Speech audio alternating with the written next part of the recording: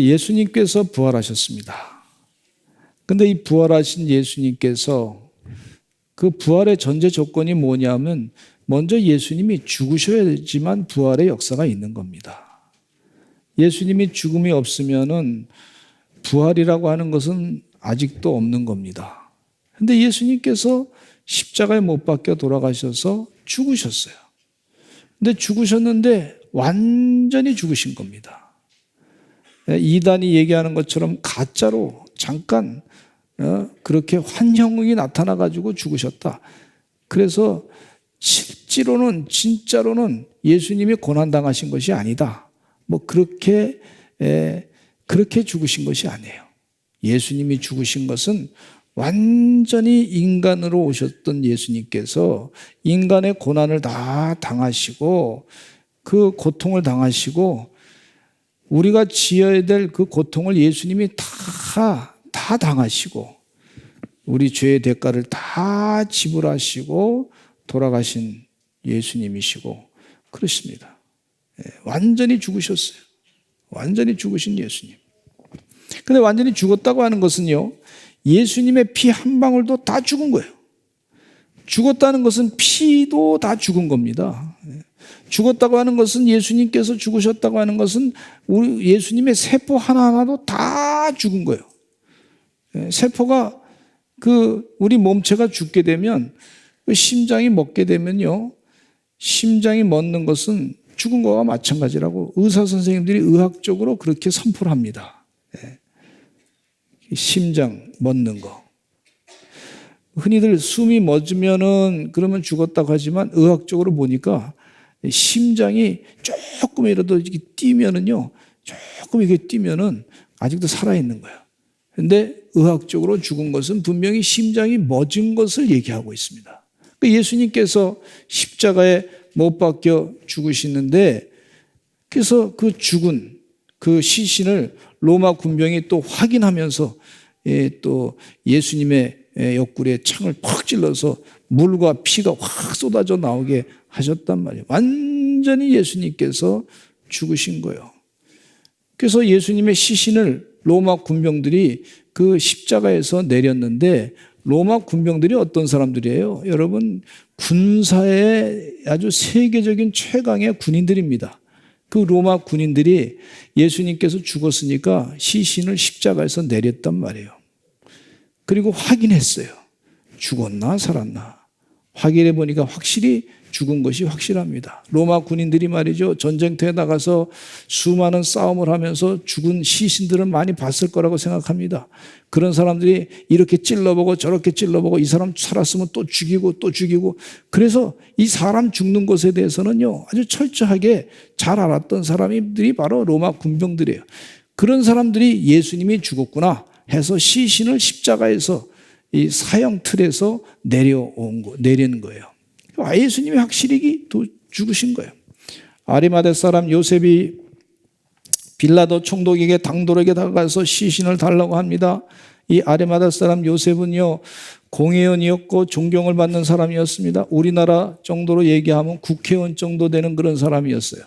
이 국회의원 정도 되는 사람이 한 70명 정도 공회원들이, 사내들인 공회원들이 있었는데 그 중에 한 사람이었어요. 근데 사내들인 공회원들이 예수님을 십자가에 못 박혀 죽으라고 그 공회를 열었던 그런 사람들인데 그 중에 한 사람이었던 아리마대 사람 요셉은 그 전체 분위기를 따라가지 않았던 사람이고 이분은 예수님을 존경했던 그런 사람이었어요. 그러니까 이 빌라도한테 가가지고 우리 예수님 시신을 주십시오 라고 얘기했더니 빌라도가 아니 벌써 죽었나 그렇게 생각하고 백부장에게 지시해가지고 로마 군사 백부장 100명의 군사를 거느리는 그 백부장에게 예수님의 시신을 아리마대 사람 요셉에게 주라 그렇게 얘기했어요. 백부장이면요 로마의 군사로서 아주 대단한 위치입니다. 그 로마의 군병으로서 대단한 위치에 있는 사람이 사람 죽었는지 안 죽었는지 분명히 구분할 수 있는 능력이 있는 사람이에요. 예수님이 분명히 주신 거예요. 죽으신 거예요. 그 죽으셔서 그 다음에 부활하신 거예요. 이 부활의 능력은요, 천지 만물을 창조하신 하나님의 능력으로 다시 부활한 거예요. 무슨 조금 뭐 근거가 세포가 남아가지고 뭐 그거 가지고 어떤 생기가 다시 들어가서 아니 장기도 다 죽고 이제 죽은 거예요. 죽은 거. 완전히 죽은 거예요. 그러나 당시에 이단인 이원론자들이 있었어요. 굉장히 학적으로 사람들이 많이 학식적으로 그 이론 가운데 그 당시에는 굉장히 이원론하면 아주 인기가 있었던 그런 이론이에요. 그 이론 가운데 주로 이제 플라톤이라고 하는 그런 철학자의 얘기를 들어가지고 이원론의 그 얘기가 있어요. 이원론이 뭐냐면 신이 있으면 인간이 있고, 그리고 신은 완전하고, 신은 영원하고, 그리고 인간은 부족하고, 인간은 한계가 있고, 인간은 죽음이 있고, 또 인간은 이 어둠의 세력 가운데 있고, 죄악된. 그래서 이 선한 거, 그것은 하얀 것이고, 맑은 것이고, 또 그 선한 거에 반대되는 그 더러운 악한 거, 이것이 이원, 그 두 가지가 이게 섞일 수 없다는 것이 그 당시의 사상적인 체계였어요. 이원론이. 그러니까 이 이원론 가지고 예수님이 죽으셨다고 하는데, 하나님이 돌아가셨다고 하는데 이걸 받아들일 수 없는 거야. 이원론 가지고 보니까. 그러니까 거기서 나온 사상이 뭐냐면, 예수님이 죽으신 것은 그것은 환영이 나타난 거다, 이렇게 얘기한 거예요. 도케티즘이라고, 도깨비, 우리말로 이제 신학을 공부할 때 보니까 도케티즘 외우기가 어려우니까 이건 도깨비즘이구나, 이렇게 외웠단 말이에요. 도깨비 사상이다. 그래서 그렇게 예수님이 어떻게 거룩하시고 완전하시고 선하시고 신적인 존재가 죽느냐? 있을 수 없다. 그래서 이건 죽으신 것은 환영이 죽은 거다, 이렇게 주장하는 것들이 사람들에게 먹혀 들어간 거예요. 그게 이단이에요. 이단. 어떻게 예수님께서 신과 인간이 어떻게 하나가 되느냐, 그걸 이해를 못하는 거예요.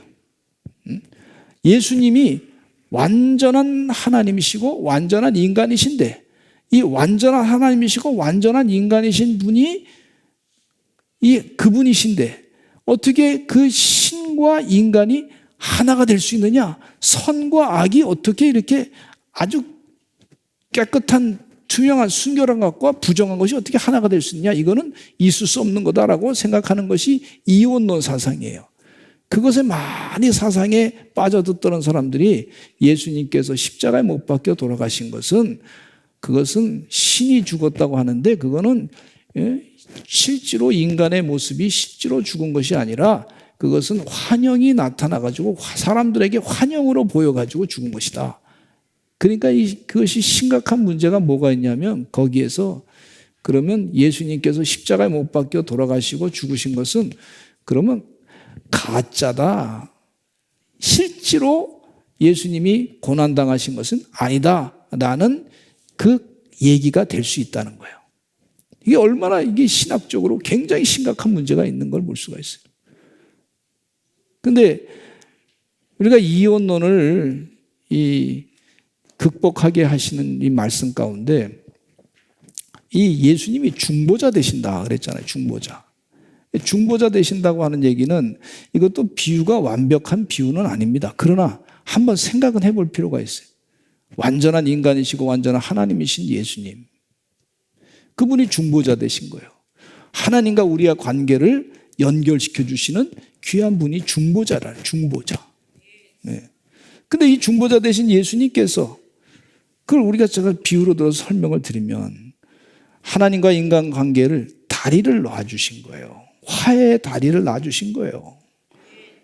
그러니까 예를 들자면, 제가 여러 번 말씀드렸지만은, 통역하는 사람이 있어요.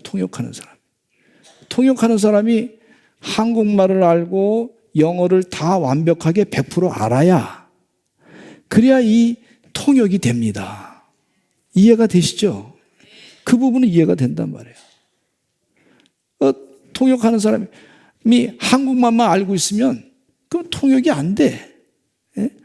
한국말도 완전히 알아야 되고 영어도 완전히 알아야 이 소통이 될 수 있는 거예요. 통역이 되는 거예요. 예. 그런 비유를 좀 생각해 보면 예수님께서 중보자 되신 것이 무슨 말이냐? 그러면 그러니까 제가 비유도 그것도 완벽한 건 아니지만 그러나 한번 이해는 할 수 있게끔 말씀드리는 거예요. 비유로. 근데 예수님께서 완전한 하나님이시고 완전한 인간이시고 그래서 중보자 되신 거예요. 하나님과의 관계를 그 깨진 관계를 연결시켜 주시는 분이 바로 예수님이시다는 거예요. 그래서 처음에는 사람들이 이혼론에 빠져가지고 그것이 뭔지 이해를 못하다가 나중에 우리가 예수님이 완전한 인간이시고 완전한 하나님이신 것을 우리가 니케아 신경으로 사도신경 고백하는 것처럼 우리가 이제 믿어야 되겠다. 이거는 사람의 이론으로 이혼론으로는 도대체 해석할 수 있는 방법이 없다. 이건 믿어야 되겠다 하고 믿음으로 결정을 한 것을 믿음으로 우리가 알 수밖에 없다. 이렇게 얘기한 거 신앙 고백으로 고백하는 것을 볼 수가 있습니다. 그래서 예수님은요 십자가에 못 박혀서 완전한 인간이신 예수님께서 고난을 다 실제로 겪으신 거예요. 결기로. 실제로 고난 다 당하신 거예요. 여러분 언어 가운데 보면 금식이라고 하는 말이 있어요. 금식. 근데 이 금식이라고 하는 말을 우리 기독교 신앙에서는 금식하면요 식사를 안 하는 거 아닙니까? 금식 기간 동안에 식사 안 한다. 그 분명하잖아요. 식사 안 한다.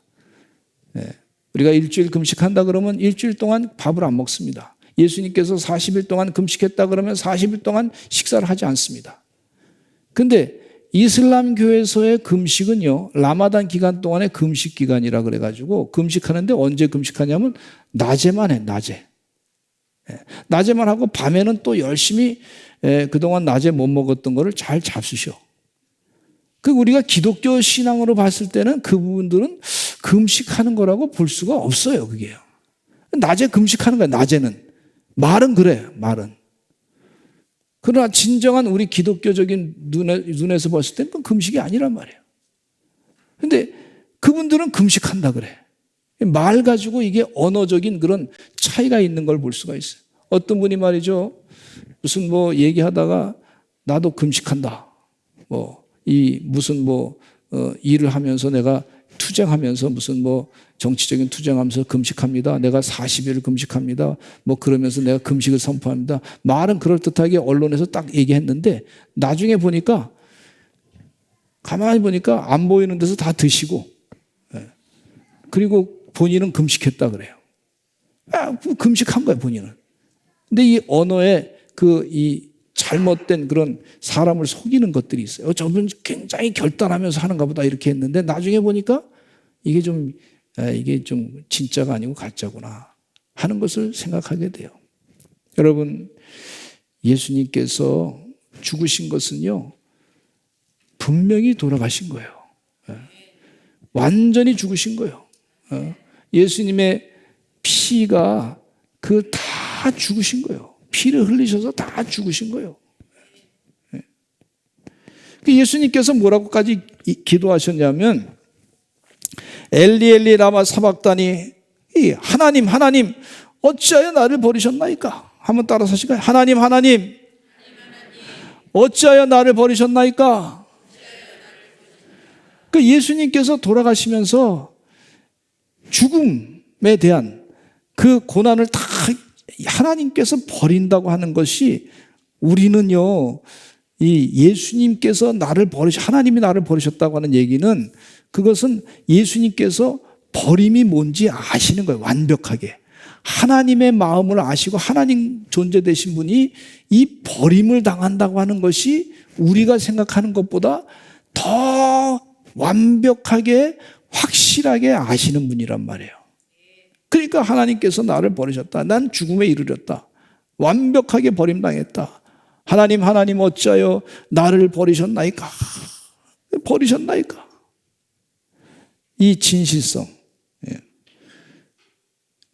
그리고 하나님께서 말이죠. 근데 완벽하게 죽으셨다고 하는 사실을 우리가 인정을 할 때 우리 부활 신앙도 더 확실해집니다. 확실히.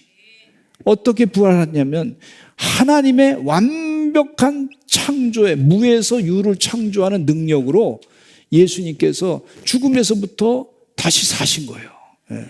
에스겔 골짜기에 마른 뼈다귀들을 에스겔 예언자에게 보라고 하면서 저들이 다 살아날 수 있겠느냐 그랬더니 에스겔 예언자가 하나님께 뭐라 그러냐면 하나님께서 아십니다. 하나님이 하시면 됩니다. 이렇게 얘기한 거예요. 그러니까 에스겔 예언자에게 하나님께서 말씀하시기를 네가 지금 말을 선포하기를 생기에게 명령을 내려가지고 저 에스겔 골짜기에 있는 이 해골 골짜기에 있는 바싹 마른 해골들이 다 살아나게 하라 그랬더니 그대로 순종해서 명령을 내렸더니 해골 골짜기에 이 마른 뼈들이 다 붙어가지고 말이죠. 생기가 들어가가지고 몸에 살이 나가지고 그들이 다 군대가 돼 살아나서 군대가 된 걸 볼 수가 있어요. 하나님의 능력은요, 무에서 유를 창조하는 아무것도 없는 것에서 유를 창조하는 그런 역사가 있는 것이 바로 그 하나님의 부활의 신앙입니다. 아멘. 우리가 이 믿음을 가지시기를 간절히 축원합니다. 그래서 이단은요 자꾸 우리의 믿음을 흔들어놔요. 믿음의 수준이 그만큼만 믿게끔 하는 걸 볼 수가 있어요. 아, 환영이구나. 환영 정도로만 예수님의 부활을 생각하게 하는 것은 이건 마귀가 우리 생각을 악한 생각으로 집어넣는 그런 작전입니다. 거기에 속지 않는 하나님의 종들이 되시기를 간절히 축원합니다. 그러니까 우리 신앙생활 하는 것도 그러다 보면 그렇게 그 정도만 수준에만 있게 되면 머물러 있으면 어떻게 되냐면 우리 신앙도 이건 뭐 그냥 쇼지 뭐 가짜지 뭐 이렇게 할 수가 있어요. 그것이 바로 이 공산주의 사상에서 나온 유물론 사상에서 나온 종교는 민중의 아편이다 하는 말에 속아 넘어가는 그런 가능성이 있다는 거예요. 여러분 예수님께서 죽으신 것은요 그건 가짜가 아니고 진짜 완전히 죽으신 거예요. 두 번째, 예수님 부활하셨습니다. 이 지금과 같이 부활에 어떻게 증명하느냐? 지금처럼 무슨 뭐 카메라가 있어가지고 무슨 뭐 그렇게 옛날에 무슨 뭐 그 영상을 찍어가지고 여러 가지 과학적인 증거를 가지고서 그것을 부활을 증명한다? 그렇게 하기가 어렵잖아요. 근데 주변 사람들이 다 증언한 것을 보면은 우리가 알 수 있는데 그 중에 가장 중요한 사건이 뭐냐면 사도 베드로가 예수님이 잡히실 때 그날 예수님을 모른다고 3번이나 부인했어요. 예수님의 수제자입니다. 30이 넘은 사람이 자기 인격이 있는 사람이고 자기 소신이 분명히 있는 사람인데 나 예수님 모릅니다. 예수님을 따라갔던 사람이 예수님을 3번이나 부인했어요. 이 얘기는 무슨 얘기냐면 내가 지금 예수님을 안다고 하면 내가 죽을 수 있으니까 내가 두려워서 그 얘기를 못하겠습니다. 그런 거예요. 인격적으로 내가 지금 두려움을 느끼는 거예요.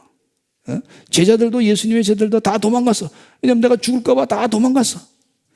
두려웠던 사람들이 말이죠. 40일이 지나고 난 다음에 보니까 여러분 40일 동안의 인격이 그렇게 확 바뀝니까? 근데 40일이 지나고 난 다음에 보니까 이 사람들이 예수님이 부활하셨습니다. 예루살렘 광장에서 담대하게 예수님께서 살아나셨습니다. 복음을 담대하게 전하고 예수 그리스도 이름 외에는 다른 이름으로 구원받을 길이 없습니다. 그리고 담대하게 목숨을 내놓을 정도로 말이죠. 이 말을 전하지 않으면 안 되겠다는 마음을 가지고 그렇게 복음을 전했던 걸 볼 수가 있어요. 여러분 이게 가짜라고 예수님 부활하신 것을 가짜로 봤다 그러면요. 가짜로 봤으면요. 사람들이 이거 뭐 나 먹고 살아야지 그 가짜 괜히 얘기하다가 내 인생 망가진다 말이지. 그러면서 다 도망갔을 거예요. 그렇게 전하지 않았습니다. 진짜 부활하신 예수님을 만났으니까 그 40일 동안에 사람들이 인격이 확 뒤집어진 거예요. 사람이 육신으로 사는 인생이 끝이 아니고 진짜 죽으신 예수님께서 다시 부활하신 하나님의 능력 가운데 이 부활의 사건이 있구나 하는 것을 보면서 이 제자들이 말이죠. 예수님이 부활하셨어. 우리의 삶이 영원히 사는 길이 있구나. 부활체 모습으로 영원히 사는 길을 예수님께서 부활의 첫 열마가 되셔서 우리에게 보여주셨구나. 그리고 나서 힘을 다해서 복음을 전한 거예요. 목숨을 걸고서 감옥에 갇히면서까지 죽음을 두려워하지 아니하고 그렇게 복음을 전했던 것을 볼 수가 있는데 인격이 확 뒤집어져. 거짓말은요 그렇게 못합니다. 거짓말은. 예. 그래서 그거 보면서 과학자들이 말이죠. 이 사도 베드로와 제자들이 인격이 40일 만에 확 뒤바뀐 것에 대해서는 과학자들은 설명을 못합니다. 근데 분명히 그들이 예수님 부활하신 지금까지 경험해보지 못했던 예수님 부활하신 사건을 확실하게 봤기 때문에 그렇게 담대하게 복음을 전했던 걸, 목숨을 걸고 복음을 전할 수 있었던 걸 볼 수가 있습니다. 사도 바울도 마찬가지였어요. 이게 얼마나 큰 영적인 인격의 변화예요. 근데 이 부활하신 분은요, 죽었다가 예수님께서 다시 살려주신 나사로는 다시 죽었어요. 그래서 부활의 첫 열매라고 나사로를 얘기하지 않습니다. 예수님의 부활은요, 예수님께서 나셨다가 다시 또 죽는 그런 부활이 아니에요. 죽지 않는 영원히 사는 부활입니다. 부활, 승천하셨어요. 그래서 부활의 첫 열매가 되신 거예요. 할렐루야. 예. 이 말씀을 똑같은 말씀일 수도 있지만 여러분 자꾸 들으시길 간절히 축원합니다. 그 주님께서 부활하신 것은 영원히 사는 부활이구나. 부활체 모습으로 바뀌는 부활이구나. 그렇게 말씀해 주고 있어요. 어떤 사람들은 예수님의 부활을요, 비유로 봄에 대해서 꽃이 새롭게 피는 것으로 비유합니다. 물론 그 억지로라도 찾아가지고 좀 그 비유를 할 수 있는 것은 할 수 있겠지만은 그러나 그건 완벽한 표현이 아닙니다. 예수님의 부활과는 전혀 다른 거예요. 그 식물도 겨울 동안에 살아있기 때문에 살아있다 때가 돼서 날씨가 따뜻해지니까 햇빛이 좋아지니까 꽃이 핀 거지, 개화한 거지. 그럼 부활을 비유로 설명하고 눈으로 보는 것을 가지고 설명하기 위해서 억지로 갖다 맞춘 거지 그건 진정한 의미의 부활이라고는 볼 수가 없어요. 그래서 이 예수님의 부활은 무엇이냐면요, 예수님의 부활은 분명히 이거는 역사에서 세계 역사 가운데 세상 방법으로 비유해서 설명할 수 있는 방법이 없는 부활인 것을 볼 수가 있어요. 우리 하나님께서 미래 확실하게 우리 가운데 하나님의 나라의 역사를 우리에게 보여주신 그런 부활의 은혜인 줄로 믿습니다. 톨스토이라고 하는 부활이라고 소설책에서 보면 여자 주인공이 남자 주인공의 활약으로 법정에서 사형을 면할 때 그것에 대해서 복권됐다 그래서 말이죠. 그걸 부활이라고 표현하는 것은요, 그건 진정한 의미의 부활이 아닙니다. 그냥 복권이 된 거지. 죽을 사람 그냥 어떻게 그냥 사형에서부터 면피를 당한 거지. 그럼 부활이라고 볼 수가 없어요. 진정한 부활은 완전히 죽었다가 다시 사는 것을 말하는 것이 바로 부활입니다. 여러분, 주님께서 죽으셨다가 부활하셨어요. 그래서 그 부활하셨다가 죽으셨다가 부활하신 것에 대해서 예수님께서, 하나님께서 이렇게 말씀하십니다. 보라, 내가 새하늘과 새 땅을 창조하나니, 따라서 하시죠. 내가 새하늘과 새 땅을 창조하나니 이전 것은 지나갔으니 보라, 새 것이 되었도다. 새 것이 된 거예요. 새 것이. 우리가 그러니까 이전에 모든 경험했던 것 가지고서 이 부활을 설명하려고 그러니까 얼마나 어려워 이게. 있을 수 없는 얘기죠. 근데 이 부활하신 주님께서 지금 하나님 말씀하시기, 보라, 내가 너에게 보여주노니 새 것이 되었도다. 이전 것은 지나가서 새 것이 되었도다. 이 얘기를 하시는 거예요 지금. 이것도 비유로 제가 말씀드리지만은 완벽하지는 않습니다. 그러나 설명을 좀 부활의 사건에 대해 이해하기 위해서 좀 말씀드리는데, 제가요, 어머니 뱃속에 있을 때 저희 어머니가 최 씨인 줄 몰랐어요. 저희 아버지가 이 씨인지 몰랐어요. 아버지 연세가 그때 당시 49인지 몰랐어요. 어머니는 그때 당시 나이가 36인지 몰랐어요. 근데 어머니 뱃속에서 나와보니까, 그리고 조금 자라면서 설명 들으니까 알겠더라고, 그때부터. 그리고 추정해 보니까 어머니가 어떻게 고생하시고 아버지 어떻게 고생하시고 2살 때 돌아가시고 뭐 그런 얘기 다 듣는 거예요. 그때서야 아는 거지. 예? 그러니까 그 전에 제가 살았던 그 세상에서는 모르는 거예요. 모르는 거. 그런데 지금 우리 주님께서 지금 우리에게 가르쳐 주시는 것이 내용이 뭐냐면 이 땅에 사는 동안에 예수 믿고 살면은요. 예수 믿고 살다가 우리 육신의 장막을 벗고 주님 재림하실 때 다시 부활하게 될 텐데 그와 같은 새로운 세상이 눈 떠보니까 우리 세상 아니 세상. 근데 눈 떠보니까 영적으로 이제 부활의 모습으로 눈 떠보니까 새로운 세상이 확 펼쳐진다. 그 얘기를 하시는 거예요 지금요. 네. 아멘. 이 사도 바울이 그 말씀을 지금 가르쳐 주시려고 자꾸 반복해서 말씀하시는 거예요. 여러분 이 부활신앙 하나님이 일하시는 엄청난 이 역사의 이 창조의 역사를 지금 경험하고 있는 거예요. 저는 이 설교 준비하면서 가슴이 막 뜨거워요. 이전 것은 지나갔으니 보라 부활은요 죽음 이전의 모습으로 다시 돌아가는 것이 아닙니다. 부활은요 죽음 이전의 모습으로 돌아갔다가 또 죽는 것이 아니에요. 그게 아니에요. 죽음 이전의 모습으로 돌아가는 것이 아니고 부활은요 이제 죽지 않고 영원히 사는 것을 말하는 것을 부활이라고 말씀하는 거예요.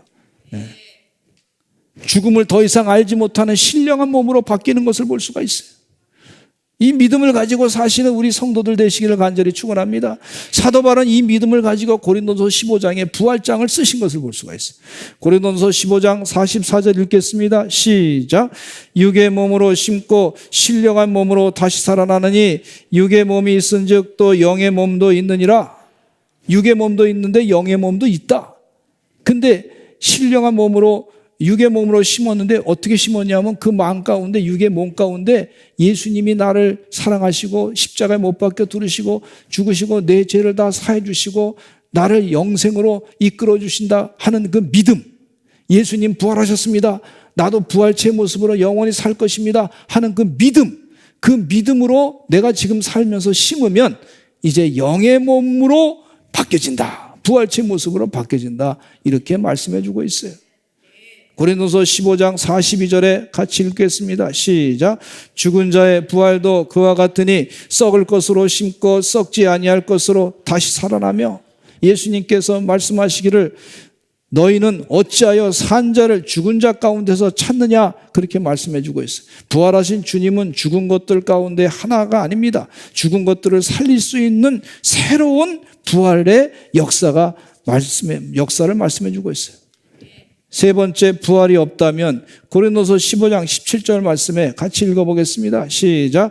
그리스도께서 다시 살아나신 일이 없으면 너희의 믿음도 헛되고 너희가 여전히 죄 가운데 있을 것이요 그랬어요. 예수님의 제자들은 예수님이 십자가에 못 박혀 돌아가실 때 다 장사되고 난 다음에 다 뿔뿔이 집으로 흩어졌어요. 그 인생이 이제 내가 우리 밥 먹고 사는 걸로 끝나야 되겠다 그렇게 생각했어요. 그리고 예수님께서 부활하지 않았으면 옛날 선지자 중에 한 사람이 순교한 것으로 그 사건으로 끝났을 거예요. 근데 예수님은 그런 분이 아니십니다. 예수님은 인류의 죄를 다 사해 주시고 메시아로 구원자로 오신 분이시기 때문에 하나님께서 그를 능력 가운데 하나님의 능력으로 그를 새롭게 부활체 모습으로 완전히 변화시켜 주신 것을 볼 수가 있어요. 그렇기 때문에 예수님은 어떤 분이시냐면 지금도 살아계신 분이세요. 예? 살아계신 하나님의 아들이세요. 지금도 역사하시고 시퍼렇게 살아계시는 하나님이신 줄로 믿습니다. 예? 그래서 그 부활을 믿고 사시는 이 세상 사람들은요 사람의 죽음을 가지고 막 공포심을 조장해가지고 자기의 권력을 나타내려고 그러는데 우리 하나님은 그런 분이 아니에요. 살려가지고 하나님의 능력을 나타내시는 분이에요. 네. 그래서 우리가 주의 은혜 가운데 담대하게 이 사망 권세에 대해서 전쟁을 선포할 수 있는 줄로 믿습니다. 우리는 이미 이겨놓고 싸우는 사람인 줄로 믿습니다. 여러분 전쟁을 선포하려면요 이길 수 있는 능력이 있다고 생각할 때 전쟁을 선포하는 거예요. 지금 이 사도 바울은요 우리 예수님께서 부활하셨기 때문에 이 생명의 부활로 사망 권세를 이길 수 있다. 그래서 전쟁을 선포했어요. 우리 성도님들도 이와 같은 사망 권세를 이긴 이 부활의 생명의 능력으로 이 사망 권세와 영적인 전쟁을 선포하시기를 간절히 축원합니다. 그래서 고린도서 15장 54절로 55절에 읽겠습니다. 시작. 이 썩을 것이 썩지 아니함을 입고 이 죽을 것이 죽지 아니함을 입을 때에는 사망을 삼키고 이기라고 기록된 말씀이 이루어지리라. 사망아 너의 승리가 어디 있느냐? 사망아 내가 쏘는 것이 어디 있느냐? 그랬어요.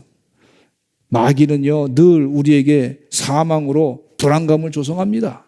이 마귀의 세력에 담대하게 주님의 부활의 승리의 생명의 능력으로 사망 권세에게 영적 전쟁을 선포하시고 나는 이겼다. 사망아 너희 쏘는 것이 어디느냐. 그렇게 담대하게 사망 권세를 물리치시기를 간절히 축원합니다. 믿는 자는요 부활을 전하며 부활하게 될 것입니다. 여러분 우리 사랑하는 성도들이 다 이제 은혜 가운데 부활하실 겁니다. 고린도서 15장 21절로 22절 말씀 읽겠습니다. 시작. 사망이 한 사람으로 말미암았으니 죽은 자의 부활도 한 사람으로 말미암도다. 아담 안에서 모든 사람이 죽은 것 같이 그리스도 안에서 모든 사람이 삶을 얻으리라. 할렐루야. 이제 예수님 때문에 모든 사람이 삶을 얻을 것이다. 요한계시록 14장 13절에 우리 주님께서 하신 말씀, 너무 중요한 말씀이에요. 꼭 기억하시기 바랍니다. 시작. 지금 이후로 주 안에서 죽는 자들은 복이 있다 그랬어요. 왜 복이 있어요? 주님 안에서 죽었는데 왜 복이 있어요? 부활하기 때문에 그렇습니다. 주의 은혜 가운데 주님 재림하실 때 다 부활하게 돼서 영원히 이 세상을 부활체 모습으로 주님과 함께 다스리게 될 줄로 믿습니다. 새하늘과 새 땅을 창조하신 주님께서 반드시 그렇게 하실 줄로 믿습니다.